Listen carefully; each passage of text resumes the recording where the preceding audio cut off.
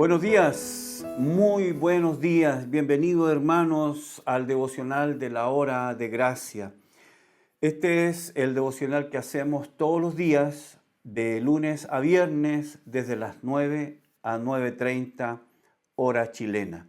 Estamos estudiando desde este día lunes la profecía de Isaías del capítulo 53. He aquí mi siervo. Así hemos llamado a esta serie.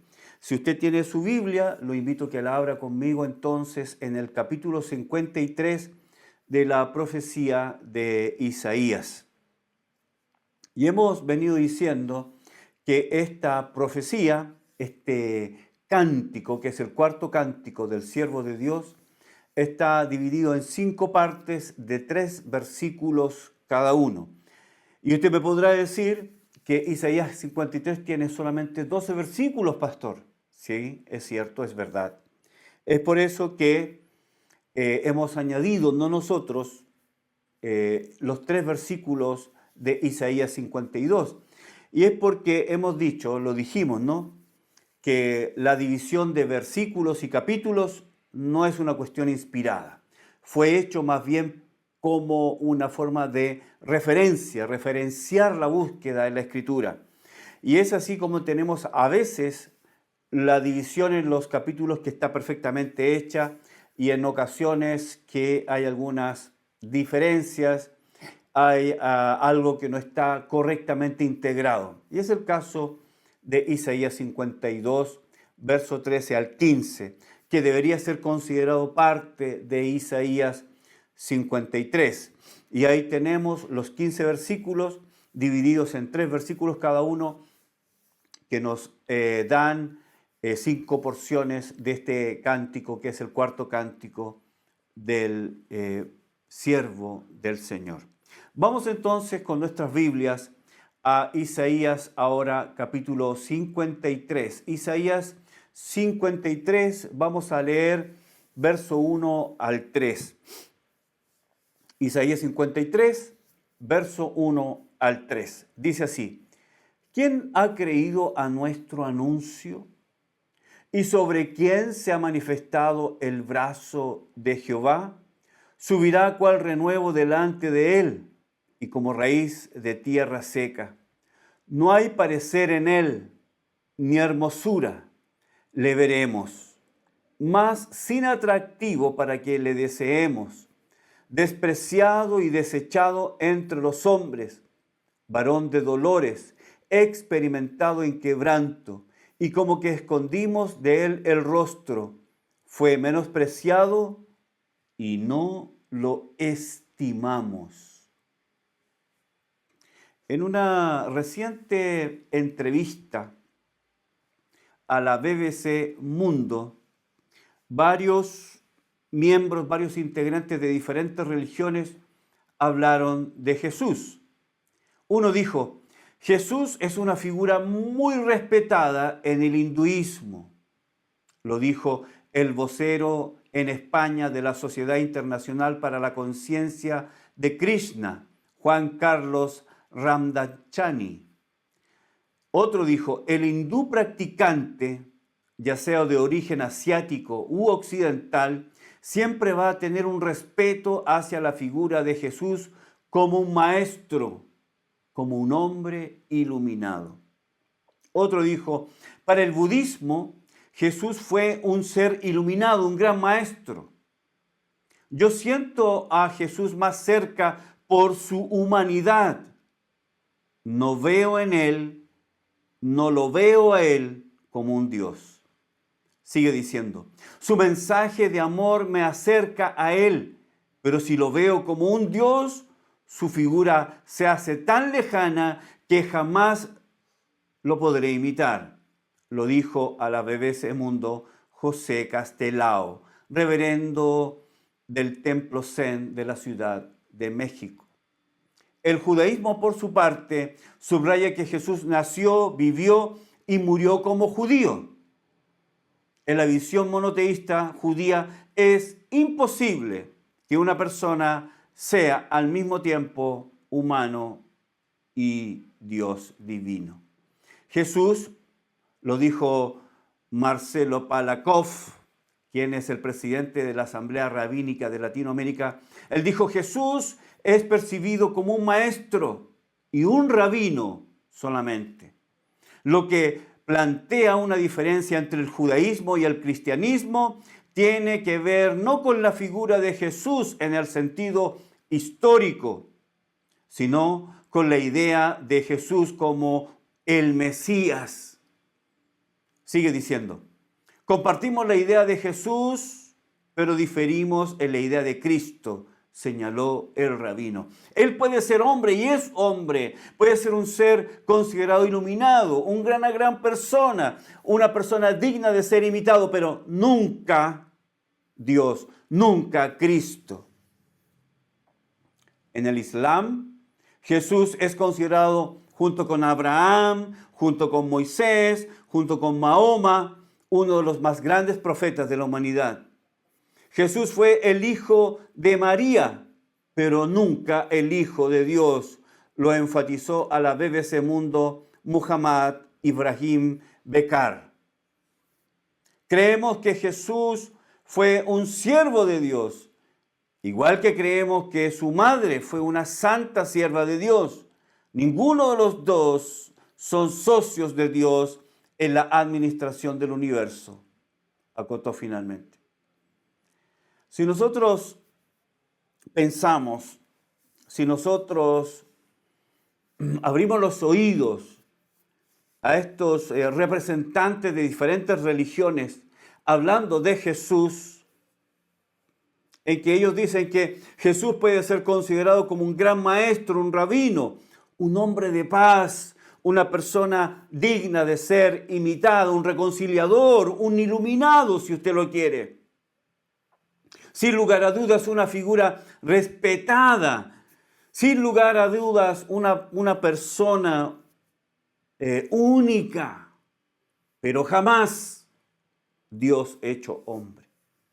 La idea de que Jesús pueda ser considerado como cualquier cosa, menos ser considerado como Dios hecho hombre, es la idea repetida una y otra vez en las diferentes religiones del mundo.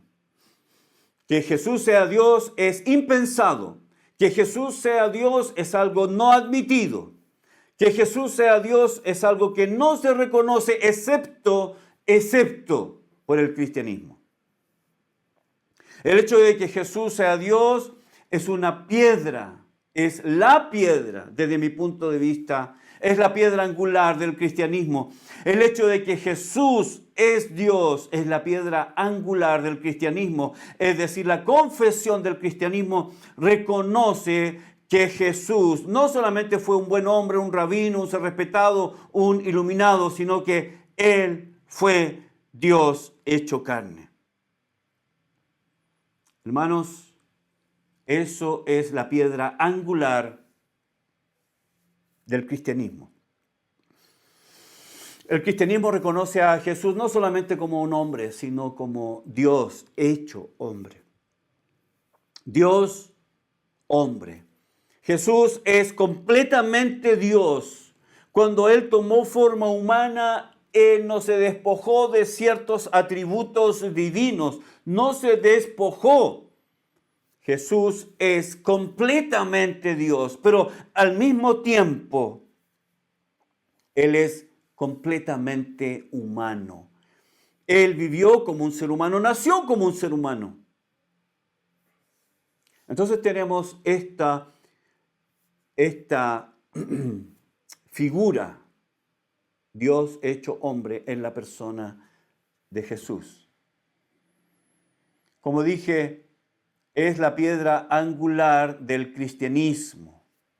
Si Jesús no fue Dios, si Jesús no fue Dios manifestado en carne, entonces quien muere en la cruz es simplemente un hombre. El que muere en la cruz es un hombre, bueno, admirado, respetado, etc., pero hombre al fin y al cabo. Hombre, nada más, nada menos.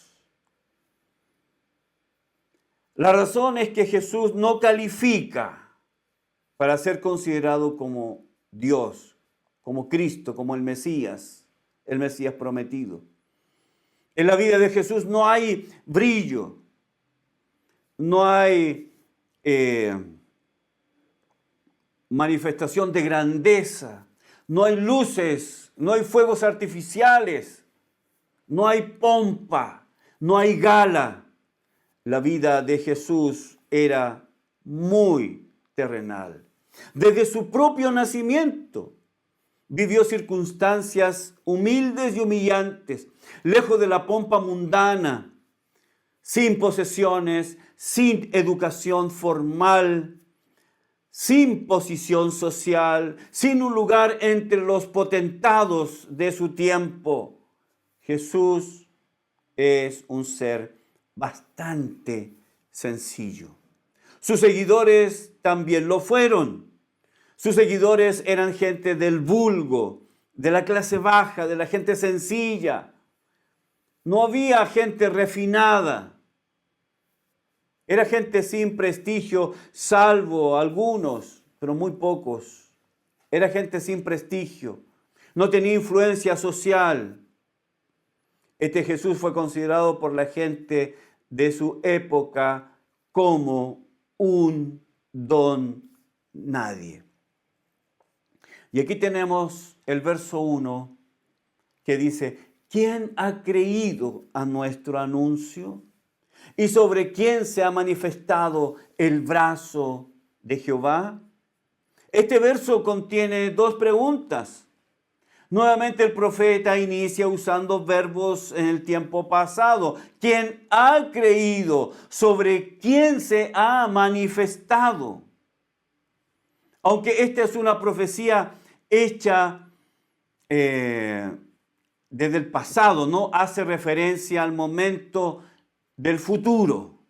Cuando Israel vuelva sus ojos hacia atrás, hacia el pasado, para descubrir que este Jesús, que históricamente fue rechazado una y otra vez por el judaísmo, es quien dijo que Él era. Jesús dijo que Él era el Mesías. Jesús dijo que Él era el Hijo de Dios. Jesús dijo que Él era el Salvador del mundo. La pregunta es, ¿quién creyó a nuestro anuncio? El profeta pregunta, ¿quién ha creído a este anuncio? ¿Quiénes creyeron a ese mensaje? ¿Quiénes primero oyeron y creyeron? ¿Quiénes? ¿Qué personas creyeron a ese mensaje? Muy pocos, muy pocos. La gente de su época, muy pocos creyeron en él. ¿Por qué? ¿Cuál es la razón? Porque Jesús no cumplió con las expectativas de los teólogos de su época. Israel esperaba el Mesías, claro, esperaba al Mesías, pero quería al Mesías, quería al Cristo vencedor y no uno que viniera a morir. Ellos no esperaban un Mesías que naciera pobre, humilde, intrascendente. Israel esperaba un libertador del yugo romano, un general victorioso, un hombre influyente, un potentado, alguien que iba a rescatar a su pueblo de la opresión. Nunca imaginaron, nunca pensaron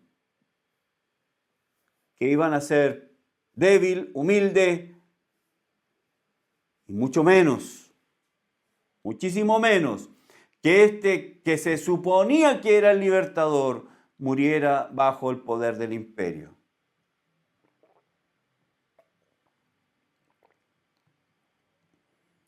Juan capítulo 1, verso 11. Dice, a lo suyo vino y los suyos no le recibieron. Romanos capítulo 10, verso 16. Mas no todos obedecieron al evangelio, pues Isaías dice, Señor, ¿quién ha creído a nuestro anuncio? Jesús en su vida terrenal, en su primera venida, encontró rechazo, incredulidad, decepción. Jesús encontró en su primera venida eso, rechazo, olvido, decepción. Él no encontró las multitudes recibiéndolo, porque no calzaba con la idea que ellos tenían de un libertador. Las expectativas de los teólogos judíos no se cumplieron en la vida, en el ministerio, en la muerte del Señor Jesús. Los padres de Jesús eran gente muy sencilla, muy básica. Además de eso, nació en el más inimaginable lugar para nacer, un pesebre, que era el lugar destinado a los animales, pesebre. Luego de haber nacido fue envuelto en pañales y puesto en un pesebre, en el abrevadero de los animales, el lugar menos pensado, en el lugar de menos pompa, en el lugar de menos luces y brillo. Los que visitaron al recién nacido tampoco fueron gente de la aristocracia, no fueron reyes o dignatarios. Los que llegaron a ver al niño recién nacido fueron trabajadores del campo, fueron gente que se dedicaba a los animales, gente que tenía muy poca, mínima o ninguna preparación. No tenía cultura, no tenía influencia, no tenía abolengo, no tenía apellido, no tenía posesión social, no tenía riqueza, no tenía influencia. La gente que visitó al Salvador era gente que era considerado como la paria de la sociedad. Bueno, Jesús mismo se crió en circunstancias límite. Creció en Nazaret, un lugar desde donde no se esperaba nada bueno de allí. No se esperaba nada bueno de Nazaret. Nadie tenía grandes expectativas de Nazaret. Recuerden lo que la Biblia nos dice: ¿podrá venir algo bueno de Nazaret? ¿Podrá nacer? ¿Podrá venir? ¿Podremos obtener algo bueno de Nazaret? Nazaret era un lugar despreciado por el resto de la nación. ¿Algo bueno podrá venir de Nazaret? Era la pregunta. A diferencia de los potentados de su época, Jesús vivió entre los pobres y los marginados. Su auditorio normalmente estaba lleno de cobradores de impuestos, una clase de judíos considerados traidores a la patria, pastores considerados los últimos en la escala social, prostitutas también, mujeres de la vida fácil que buscaban que alguien realmente las amara y las respetara. Incluso formaban parte de su audiencia los despreciados samaritanos. No podía ser el Mesías. No calificaba para ser el Mesías. No calificaba para ser lo que Israel esperaba. Esperaba este libertador. Esperaba este general que iba a quitar de sobre ellos el yugo romano. Era completamente diferente. Jesús era completamente diferente. Jesús no cumplió sus expectativas. Como hemos dicho, nació en un lugar humilde, se crió en una aldea despreciada, nunca recibió formación de alguna escuela rabínica, no tenía programa político, nunca buscó un cargo de posición política ni religiosa, nunca buscó derrocar a Roma, nunca intentó librar a Israel políticamente hablando. No. Ese no es el Jesús. No es el Jesús que ellos esperaban. No era el Jesús con la pompa. No era el Jesús con las luces de la farándula. No era el Jesús que invitaban a las entrevistas en la televisión. No era el Jesús que tenía su muro lleno de diplomas y doctorados. No era el Jesús. No lo era. Jesús no cumplía con las erróneas expectativas de los judíos de su tiempo. No cumplía con los requisitos para ser considerado como el Mesías que ellos esperaban. Nadie entonces podía creer en un Cristo que además muriera bajo el peso del Imperio Romano. El Mesías no podía morir. El Mesías no podía morir desde el punto de vista de los teólogos de su época. El Mesías que ellos esperaban más bien era un caudillo político, un general de los escuadrones de Israel, un gladiador que pondría a la nación judía en el sitial mundial que merecía. No había en la mente de los judíos espacio para este Jesús tan débil, tan frágil. No cabía en la mente que él fuera el Mesías. Sin influencia política, no cabía en la mente de ellos un Mesías que nació para morir. No había espacio para un Cristo manso y humilde, un Mesías humilde. Acompáñeme a Juan capítulo 19 y aquí vamos a estar terminando por hoy.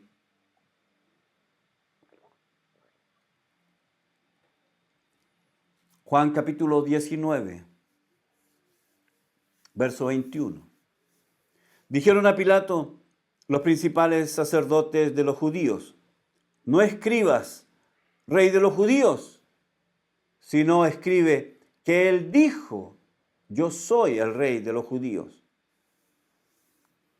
Los principales sacerdotes quisieron corregir el escrito de Pilato, donde decía que él era el rey de los judíos.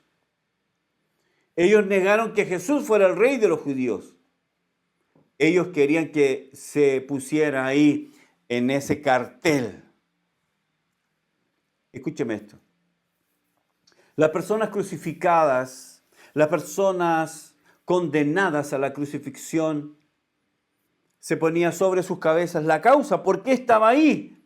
Había atacado a Roma, se quería sublevar, ¿cierto? Estaba levantando intrigas, conspiraciones contra las autoridades romanas. Todo estaba escrito. La gente que pasaba y miraba a esta persona muriendo en agonía, decía, bueno, esta persona está ahí por ser asesino, ladrón, conspirador del imperio, está en oposición contra el imperio. Les decía la causa de su muerte. Y en el caso de Jesús, desde el punto de vista de Pilato, es que Jesús muere por ser el rey de los judíos. Y vienen los sacerdotes, los principales sacerdotes, queriendo corregir a Pilato. Le dicen, no, que diga, él dijo que era el rey de los judíos. Él se estaba haciendo pasar por rey de los judíos. Él estaba actuando como rey de los judíos cuando realmente no lo era. Pero Pilatos desestimó esa petición. Jesús está muriendo en la cruz. Jesús muere en la cruz exactamente por ser Él quien dijo que Él era el rey de los judíos, el rey de esta nación. Los sacerdotes querían a toda costa decir, no es verdad, no es verdad, no es verdad. Pero la sentencia sobre su cabeza lo decía claramente. Él era el rey de los judíos. A pesar de que Israel, a pesar de que los religiosos de su época no lo recibieron como tal, no creyeron al anuncio, no pusieron su corazón en el anuncio, sino que lo desecharon, lo despreciaron. A pesar de todo, Él muere en la cruz por ser quien dijo que Él era el rey de los judíos. Hermanos, en su primera venida, Él vino a nosotros manso y humilde. Él no se levantó, no conspiró contra el imperio. Razones tal vez la habían, puede ser, pero Jesús no vino a eso en su primera venida. Él vino para morir. Él vino para pagar por el pecado de todos nosotros. Él vino para ofrecerse en la cruz como nuestro sustituto. nuestro reemplazante, quien tomó nuestro lugar, quien recibió sobre sí el castigo de todos nosotros. Muchas gracias por acompañarme en el devocional de hoy. Mañana seguiremos, mañana es el último día de la semana y continuaremos con el desarrollo de Isaías 53 en esta serie que titulamos He aquí mi siervo. Muchas gracias, que Dios les bendiga y que tengan un hermoso día.